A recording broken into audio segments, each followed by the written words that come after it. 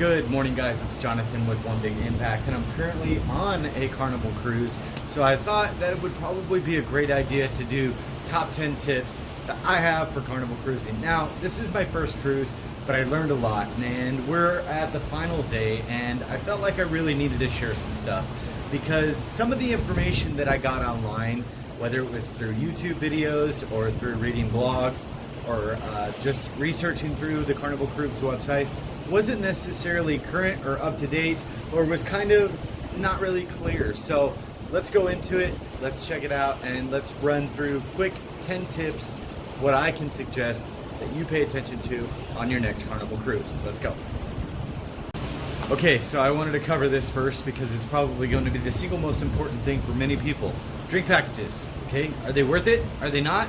So I opted out myself, and the person I'm coming with decided not to do the drink package. To be completely honest, it probably would have been a good idea, but I wasn't really drinking much, so it really didn't pan out. If you're gonna drink more than 5 drinks per day, yes, totally do it 100%. The reason I say that because each drink on average is gonna be about 10 bucks. For a good drink, like a mixed, like Bloody Mary, strawberry daiquiri, pina colada, about $9, $9.50. You can get a beer for about 6 bucks, but we all know that that's going to escalate into a little bit harder liquor and stuff like that. Now, I will say, if you get like a drink and you want to make it a double or whatever, like a shot or whatever, it's only 3 bucks extra, so that's really nice. But if you're going to drink more than 5 drinks per day, it's definitely worth it to go ahead and get the drink package. If you're going to drink 7 or 8, you're going to save about 30, 40 bucks a day. Now, that being said, I see a lot of people trying to get all of those drinks in before the end of the night or whatever. I don't suggest that because you really may not know your own personal liquor tolerance. If you get 10 drinks in and you feel great, just leave it at 10 drinks. But I also will say that if you buy your drink package on the second day, which I personally suggest, because the first day you kind of want to get oriented with stuff, maybe not get super trashed or whatever, and it's kind of late in the day, maybe you could buy your drinks for the first day, maybe it's like 2 or 3 drinks, then buy it the second day while you're on the cruise because you might save a little bit more money. But also check out when you check in, ask them if it's going to cost more per day when you buy it the second day. Because I asked, and you can buy it the second day, you cannot buy it the third or fourth day, so just keep that in mind. Per person, it's going to cost about $250 for a 4-day cruise. Now that's not bad. It comes out to about $250 because it's about 50 bucks per day, and then they add in the gratuities on everything. Just widely known on a cruise ship, they're going to do that. Also, keep in mind, every time you're buying a drink, your gratuity is already included. So you can tip if you want, but also know that 18% gratuity is already included. And anything else about the drink package? I think that's it. Okay, next, again, about alcohol. And I say that because, honestly, I've only had like 3 or 4 drinks. The person I'm with is like, you're such a dud or whatever, because I keep going to sleep early and stuff like that.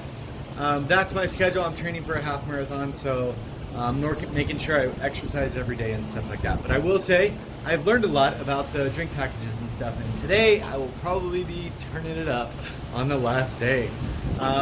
So as far as what you can bring, what you can't bring, you can bring a 12-pack of sealed canned sodas, and you can also bring a bottle of wine, 750 milliliters, which is a regular bottle of wine.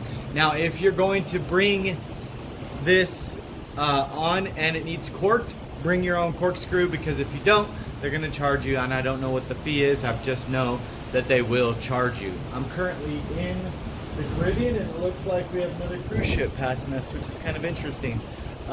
We are literally in the middle of the ocean, which is kind of nice to know that somebody else is out there nearby. I'm on the Carnival Victory currently, and it actually is a very nice ship. A little bit dated as far as like color scheme and stuff like that, but they're getting ready to do a complete overhaul. But personally, it's my first cruise. I'm not really tripping on it.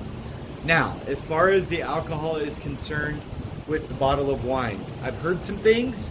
I'm not gonna suggest that you do any things, but I'm sure you can figure out for yourself. I will say, they're not super strict about checking what your wine looks like. So take that as you may. That could be completely different on your cruise. So we've had multiple times where we accidentally brought a drink back or something like that, and they really did not super stress on it. Number 3, this is important to me because there's a lot of false information out there. Dramamine is not free at guest services, okay? They do sell it in the gift shop.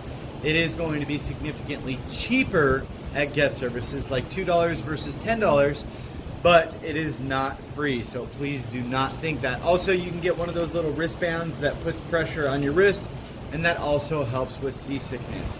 If you are the type of person that gets seasickness, I would suggest that you go down on the bottom levels. Do not book a room on the 10th floor. Make sure you're as low as you can, 0 or 1 deck. Because I'm on 1 deck, we don't really feel anything moving, but I have heard some people that are on floor 9 and they've almost been thrown out of their beds. So that could be a major factor with people with sickness. Number 4, I would say spend a few hours orienting yourself with the ship. I'm the 4th day in, and I literally, in the last 24 hours, have just found 2, count them, 2 ginormous rooms that I never seen before.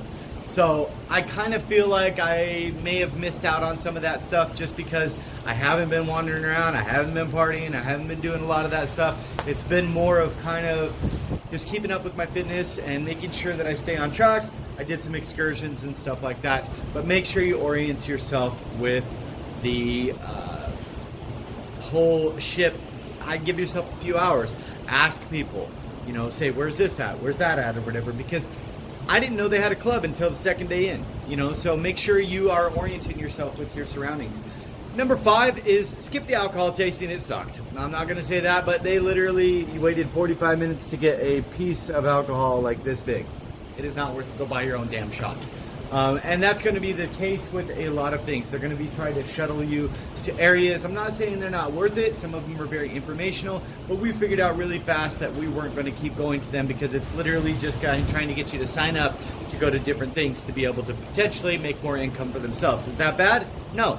Is it good for you? It could be. A lot of them say have free champagne tasting when you go, free raffle tickets. So hey, it could be really good. If you're looking to just have fun and let loose, probably skip those things altogether.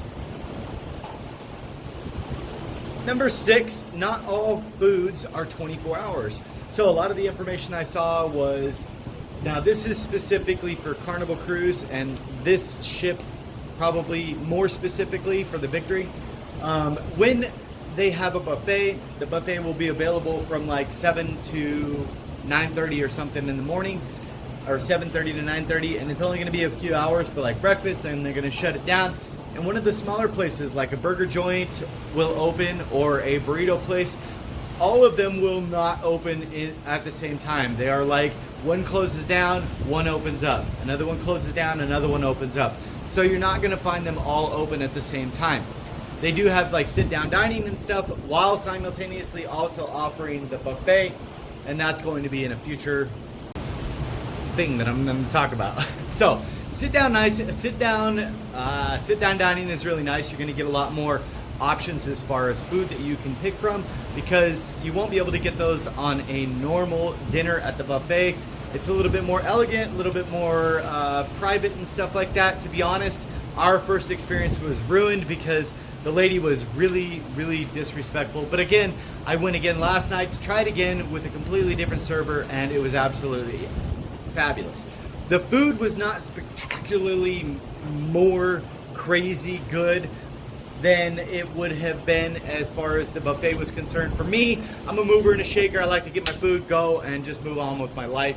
But if you want to sit down for a more intimate experience with your loved ones, whether it's your husband or wife or something like that, they always have like live music and kind of playing around and stuff like that. It could be a really nice experience for you.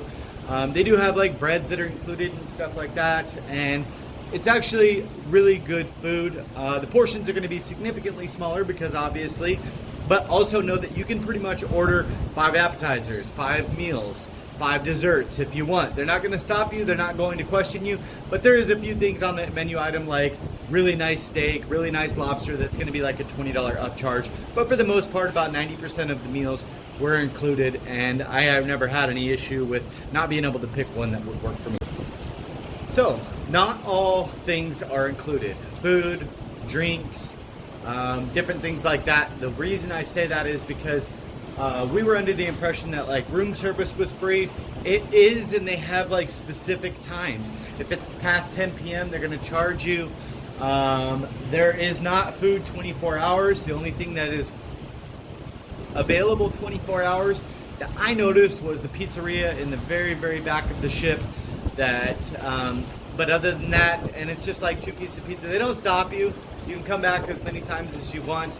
But I would say, other than that, they say there's an ice cream bar. I haven't really found it. I tend to get lost quite a bit on this ship because they're pretty big. So, that being said. Number 9, we're almost done. Sorry, wrapping it up. Number 9 is bring a reusable water bottle. And the reason I say that is not necessarily for water. Obviously, they have big water bottles and stuff like that. They'll charge you. You can get free water anywhere in a cup all the way around the store or all the way around the ship.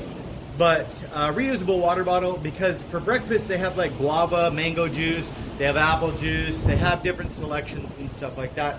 But those are not going to be available throughout the day. It's only going to be lemonade and water and tea. So if you're wanting those other selections, I suggest bringing a nice big water bottle, fill it up. Maybe you got some liquor with you or whatever you got going on. You can use it as mixers or take it out on excursions so that you have something to drink to save you money on the go. Okay, last and final thing, don't make calls from the middle of the ocean, okay? The person I'm with made that decision and it proved extremely expensive. My phone company, I can text just fine. I can use Wi-Fi when I'm in the countries that port of calls. But unfortunately, if I'm at a place where I'm in the middle of the ocean, if I make a call, it's $15 a minute. Now, I'm not gonna say that if it's an emergency, you can't make that call, but just know that it's gonna add up really, really fast. Wi-Fi package is affordable, but unfortunately you have to remember that you're sharing with the entire ship, so keep that in mind. Guys, thanks for watching. Please travel soon because you're not dead yet. Peace.